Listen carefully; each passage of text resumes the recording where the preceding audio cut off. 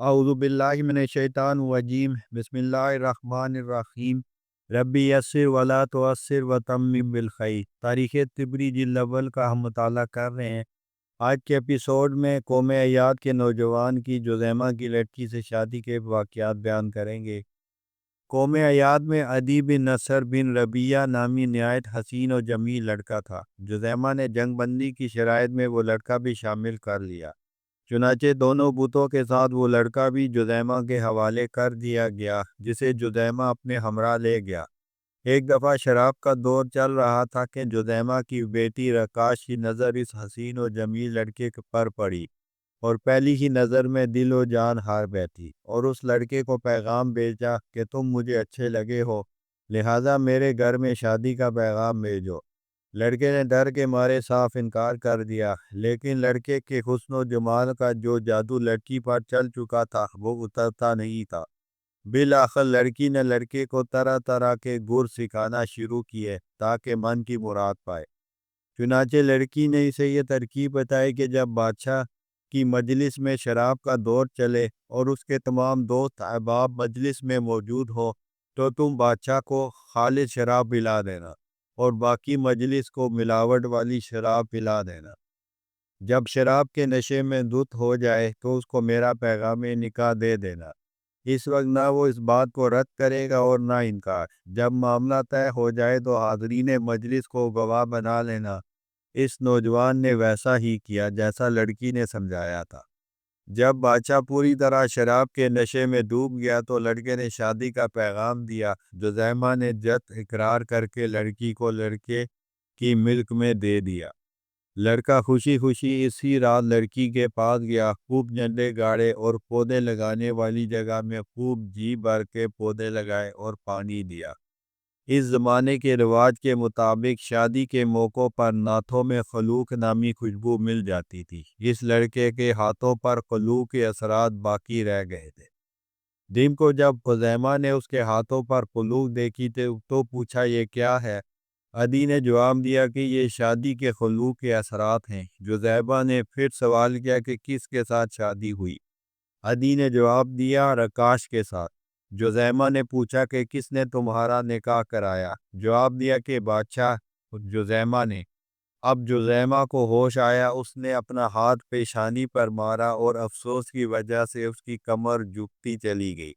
जब अदी ने उसकी यह कैफियत देखी तो वहाँ से भाग खड़ा हुआ। इस वाक़े पर जुज़ैमा ने ये शेर पढ़ा। तर्जमा, ए रकाश, सच बताओ, मुझसे झूठ मत बोलो। तुमने किसी आज़ाद से ज़ना किया है या कमीने से या किसी ग़ुलाम से? तुम ग़ुलाम की ही अहल हो या इससे भी कमतर? यकीनन तुम तो इससे भी कमतर हो। रकाश ने जवाब दिया कि नहीं, आपने ही मेरी शादी एक अरबी आदमी से कराई जिसका हसब नसब मारूफ था।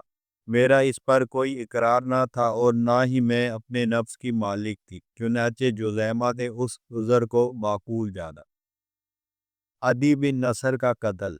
शादी के बाद अदी बिन नसर अपनी कौम अयाद के पास लौट आया और उन्हीं के पास रहने लगा। एक दिन दिल अदी एक लड़की के साथ निकला तो उसकी अपनी कौम के एक नौजवान ने उसको तीर मारकर कत्ल कर दिया।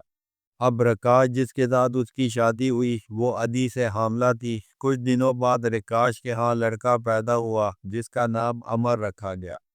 वो इस बच्चे की तरबियत करती रही। जब पल कर जवान हुआ तो एक दिन रकाश इसे नया खूबसूरत लिबास पहना कर और खुशबू लगा कर अपने बाप जुज़ैमा के पास लाई। वो बच्चे को देखकर बहुत खुश हुआ और उसे बच्चे के साथ मोहब्बत हो गई। अब जुज़ैमा को इस बच्चे से बहुत मोहब्बत हो गई। जहाँ भी जाता बच्चे को अपने साथ रखता। एक साल शदीद बारिशें हुई जिसकी वजह से सब्ज़ा और फूल खूब खिले। जुज़ैमा अपने साथ तमाम ख़ानदान वालों को लेकर सहरा की तरफ निकला। उनके साथ अमर भी था।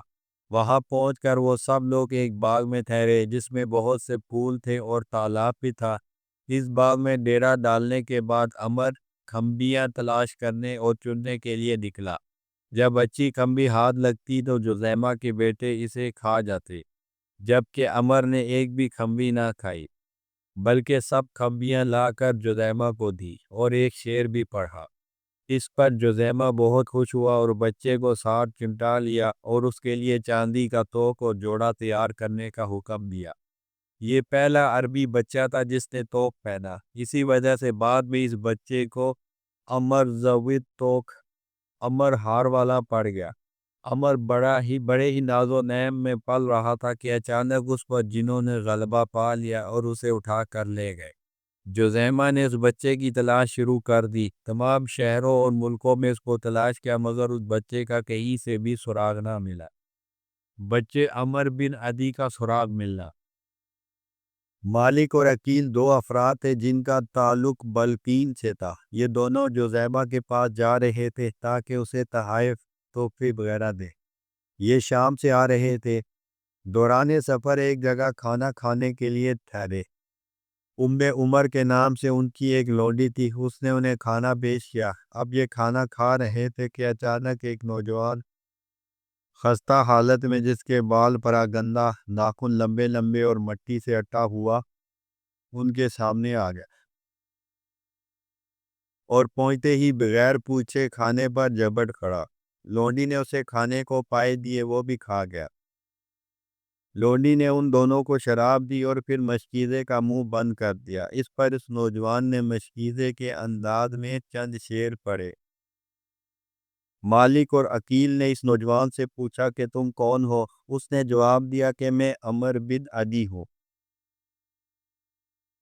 کیونکہ یہی وہ گمشدہ بچہ تھا جس کی تلاش جاری تھی اور ہر علاقے میں اس کا چرچا تھا۔ یہ جواب سنتے ہی وہ دونوں کھڑے ہو گئے، اسے غسل کرایا، اپنے پاس سے بہترین کپڑے پہنائے، اس کے ناخن تراشے اور اس کے بال درست کیے۔ اب انہوں نے سوچا کہ اگر جزیمہ کو یہ بچہ ہمارے ہاتھوں مل جاتا ہے تو یہ ہماری کامیابی اور ترقی کا زینہ بنے گا۔ دونوں افراد عمر کو لے کر جزیمہ کے دروازے پر پہنچے اور دستک دی اور عمر کی بازیابی کی خبر دی۔ یہ سن کر جزیمہ خوش ہوا اور اس کو اس کی ماں کے پاس بھیج دیا۔ اب وہ اپنی ماں کے پاس ہی رہنے لگا۔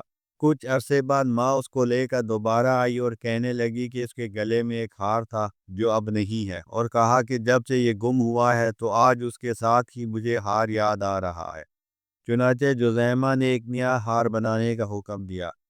اس کی بازیابی کی خوشی کے صلے میں جزیمہ نے ان دو آدمیوں سے پوچھا کہ تمہیں کس چیز کی ضرورت ہو تو بتاؤ۔ انہوں نے کہا کہ آپ کے ساقی خادم بننا چاہتے ہیں۔ چنانچہ وہ جزیمہ کے شراب پلانے والے بن گئے۔ ان دونوں کا تذکرہ اشعار عرب میں ملتا ہے۔ جزیرہ نما عرب کی سرزمین ملک شام اور اس کے مضافات پر عمر بن ضرب کی حکمرانی تھی۔ یہ املیکی کہلاتا تھا کیونکہ امالیک کے ہاں عمال میں سے تھا۔ جزیمہ نے سرزمین عرب سے اس کے خلاف فوج جمع کی اور لڑنے کی تیاریوں میں مصروف ہو گیا۔ اس طرف سے عمر بن ضرب بھی خبر پا کر ملک شام سے ایک عظیم لشکر لے کر آیا۔ دونوں فوجوں کے مابین زور کا معرکہ ہوا۔ عمر بن ضرب موقع پر ہی ہلاک ہو گیا، جبکہ اس کی فوج بھی تتر بتر ہو گئی۔ جزیمہ اور اس کی فوج نے فتح و کامرانی کے جھنڈے لہرائے اور مال غنیمت کے ساتھ واپس لوٹے۔ زبا کی جزیمہ کو دعوت۔ زبا کی فوج امالیک اور عربہ اولا کی اولاد تھی اور تزید اور سلیب بن حلوان اور ان کے تمام متعلقین قبیلہ قزاع سے تعلق رکھتے تھے۔ زبا کی ایک بہن تھی جس کا نام زہیبہ تھا۔ زبا نے اس کے لیے فرات کے غربی کنارے ایک بہترین محل تعمیر کروایا۔ وہ سردیاں اپنی بہن کے ہاں گزارتی تھی اور موسم بہار میں بطن نجار میں ہوتی تھی۔ زبا کے پاؤں جب اچھی طرح جم گئے اور امور مملکت اس کی خواہشات کے مطابق چلنا شروع ہو گئے اور اس کی حکومت مستحکم ہو گئی تو اپنے باپ کا قصاص لینے کے لیے جزیمہ ابرش کے خلاف فوج جمع کی۔ زبا کی بہن زہیبہ ایک عقلمند اور دانا خاتون تھی۔ اس نے اپنی بہن کو اس حرکت سے روکا اور کہا کہ جنگ ڈال کے مانند ہوتی ہے جو کبھی تیرے ہاتھ میں اور کبھی دشمن کے ہاتھ میں ہوا کرتی ہے۔ اب یہ نہیں معلوم کہ اچھی اور بری تقدیر اور انجام کس کا ہے۔ زبا اس کی بات سمجھ گئی اور اپنے فیصلے پر نظر ثانی کرنے لگی۔ آخر اس نے اپنی بہن کے مشورے کو سراہا اور بولی کہ تمہاری بات بالکل درست ہے، اور اپنی تمام فوجیں واپس بلا لی۔ اب جنگ کا ارادہ ترک کر کے دھوکہ اور حیلہ و بہانوں سے اپنا کام نکالنے کی کوشش میں لگ گئی۔ چنانچہ اس نے جزیمہ کو اپنی اور اپنے ملک کی طرف دعوت کا خط لکھا، جس میں جذیمہ سے کہا کہ آپ میرے ملک کو اپنے ملک کے ساتھ ملا کر ایک حکومت بنا کر چلائیں، کیونکہ عورت کی حکمرانی کو اچھا نہیں سمجھا جاتا اور ان کی طاقت کمزور ہوتی ہے اور ان کی حکومت کا نظم و نسق درست نہیں ہوتا۔ لہذا آپ ہی کی ذات سے مجھے امیدوں کی کرن نظر آتی ہے اور میں سمجھتی ہوں کہ میری ذات اور امور مملکت کے لیے آپ ہی مناسب ہیں۔ لہذا آپ میرے پاس آئیے اور میرے ملک کو اپنے ملک سے ملائیے اور میرے معاملات کو بھی سلجھائیے۔ یہ خط لکھ کر جذیمہ کے دربار میں ارسال کیا۔ جب قاصد خط لے کر جذیمہ کے دربار میں پہنچا تو پڑھ کر جذیمہ نے اسے کوئی خاص اہمیت نہ دی اور نہ ہی کسی خاص جوش و خروش کا مظاہرہ کیا۔ تاہم اس نے اپنے تمام ارکان سلطنت اور وزیروں مشیروں کو بلایا اور یہ خط ان کے سامنے رکھ دیا اور تمام حالات کا تذکرہ کرنے کے بعد ان سے مشورہ طلب کیا۔ جذیمہ کی ذبح کی طرف روانگی۔ سب نے مشورہ دیا کہ آپ کو اس کی طرف ضرور جانا چاہیے اور اس کے ملک کو بھی اپنے کنٹرول میں لینا چاہیے، لیکن ایک آدمی کثیر بن سعد نے اس کی مخالفت کر دی۔ یہ شخص بہت عقل مند، سمجھدار اور ذہین تھا۔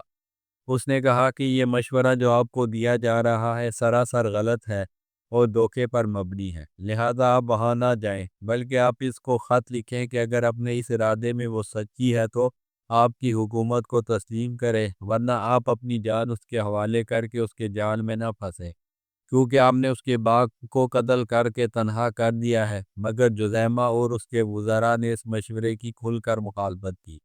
اس پر کثیر نے ایک شعر پڑھا: انی امرا لا یمیل تزرویتی اذا آتت دون شیئن مرت الودم۔ جذیمہ نے کہا کہ آپ کے مشورے کے تمام پہلو واضح نہیں ہیں۔ یہ باتیں چلتی رہیں۔ اب جذیمہ نے اپنے خوبصورت بھانجے عمر بن عدی کو بلایا اور اس سے اس معاملے میں مشورہ طلب کیا۔ اس نے جذیمہ کے چلنے میں ہمت افزائی کی اور کہا کہ نمارا میری قوم بھی ذبح کے ساتھ ہے، آپ کے جانے کے بعد وہ آپ کا ساتھ دے گی۔ چنانچہ ان باتوں کو سامنے رکھ کر جذیمہ نے ذبح کی طرف چلنے کا فیصلہ کیا۔ قیصر نے کافی ناراضگی کا مظاہرہ کیا۔ اہل عرب کا یہ مقولہ بیکہ الابرم الامر، یہ اسی بکتین سے نکلا ہے۔ بہرحال جذیمہ نے اپنے جانے کے فیصلے کے بعد عمر بن عدی کو اپنا نائب بنایا اور امور سلطنت عارضی طور پر اس کے حوالے کیے۔ جذیمہ ربا کے ہاں عمر بن عبد الجن جو کو اپنے لشکر کا سپہ سالار بنایا اور خود اپنے ساتھیوں کو لے کر روانہ ہوا۔ نہر فرات کے مغربی کنارے جب پہنچے تو قیصر کو بلا کر پوچھا کہ کیا خیال ہے آپ کا؟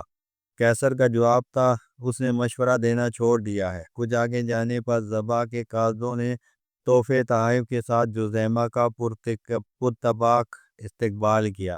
اب قیصر سے پوچھا کہ کیا خیال ہے؟ اس نے جواب دیا کہ خطرے کی علامات موجود ہیں۔ باتیں ہوتی رہیں۔ اس کے بعد قیصر نے کہا کہ ان قریب گھوڑوں کا دستہ آپ کے سامنے آئے گا۔ اگر وہ آپ کے آگے آگے چلیں تو سمجھو کہ دعوت دینے والی عورت سچی ہے، لیکن اگر وہ آپ کے پیچھے یا دونوں پہلوؤں پر چلیں تو سمجھے کہ دھوکہ ہے۔ اب قیصر عصا گھوڑے پر سوار ہوا جو کہ جذیمہ کا تھا۔ تھوڑی دیر بعد ہی گھوڑوں کے دستے اور لشکر نے جذیمہ کو آ گھیرا اور قیصر اور جذیمہ کے درمیان حائل ہوئے۔ جذیمہ نے مڑ کر قیصر کی طرف دیکھا اور بولا کہ عصا پر سوار عقل مند کی ماں کی ہلاکت ہو۔ باتیں چلتی رہیں۔ اب جذیمہ اپنے دھوکہ کھانے پر اظہار افسوس کرتا جا رہا تھا کہ ذبح کے پاس پہنچ گئے۔ جذیمہ کا استقبال۔ جب ذبح نے جذیمہ کو دیکھا تو سامنے آئی۔ اس وقت اس نے منہ زہار کو بنا سنوار کر گوند رکھے تھے۔ جذیمہ کو خطاب کر کے کہنے لگی کہ آداب عروسی ہیں۔ جذیمہ نے کہا کہ پر مرد انتہائی دور پہنچ چکا ہے، سیاہی خشک ہو چکی ہے، میں بوڑھا ہو چکا ہوں، شہوت اور نوخیزہ منی ختم ہو چکا ہے اور دھوکہ اپنی آنکھوں سے دیکھ رہا ہوں۔ یہ باتیں چلتی رہیں۔ ذبح نے کہا نہ مجھے معلوم ہوا ہے کہ بادشاہوں کے خون میں شفا ہوتی ہے۔ پھر جذیمہ کو ایک دسترخوان پر بٹھایا اور اس کو شراب پیش کی۔ جذیمہ نے شراب پی جس کے بعد وہ بے ہوش ہو گیا۔ اب ذبح نے ایک تشتری منگوائی اور اس کے سامنے رکھوا دی۔ اس کی کلائی کی رگیں کاٹنے کا حکم دیا۔ ذبح کو نجومیوں نے یہ بات پہلے سے بتلا دی تھی کہ اگر بادشاہ کے خون کا ایک قطرہ بھی تشتری کی سے باہر گرا تو اس کا بدلہ لیا جا سکتا ہے، اور یہ بھی پتہ چلا تھا کہ بادشاہ کی گردن صرف لڑائی کے دوران ماری جا سکتی ہے ورنہ نہیں۔ چنانچہ دونوں کلائیوں کی رگیں کاٹ دی گئی، خون بہنا شروع ہو گیا۔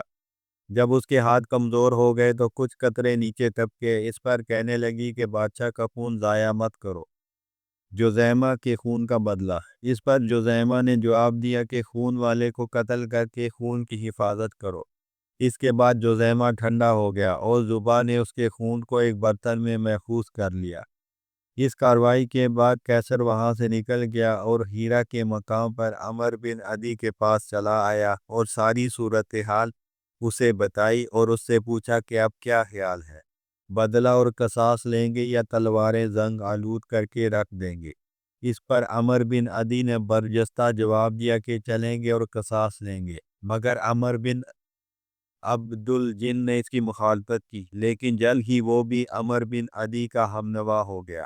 کاہن وآخر دعوانا الحمد للہ رب العالمین۔